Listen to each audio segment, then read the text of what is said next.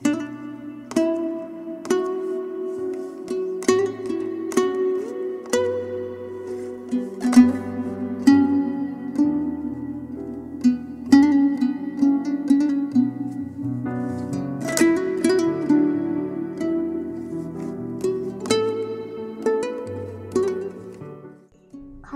ұлы ақыны, композитор, аудармашы, дара тұлға Абай Құнанбайұлы 1845 жылы Семей облысы Абай ауданы Шыңғыс тауының бауырында дүниеге келді. Ұлы ақын көптеген өлеңдер жазды.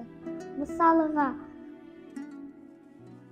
ғылым таппай мақтанба, әсемпаз болма әрнеге, күз, қыз, жазғы түрі.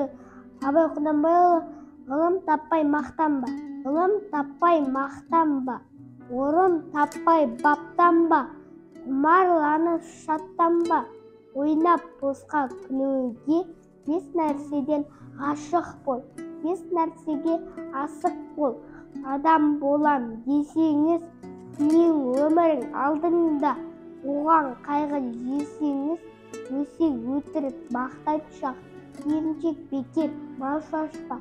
Ес тышқаны білсеңіз, талап еңбек терең ой, қанағат рахым ойлап қой. Бес асыл іс көрсеңіз, жамандық көрсең нәпретәлі, жұтып көңіл қисаңыз, жақсылық көрсең ғибретәлі. Оның ойға жүйсаңыз, ғалым болмай немене, балалықты қисаңыз, болмасаң да құсап бақ, бір ғалымды көрсеңіз.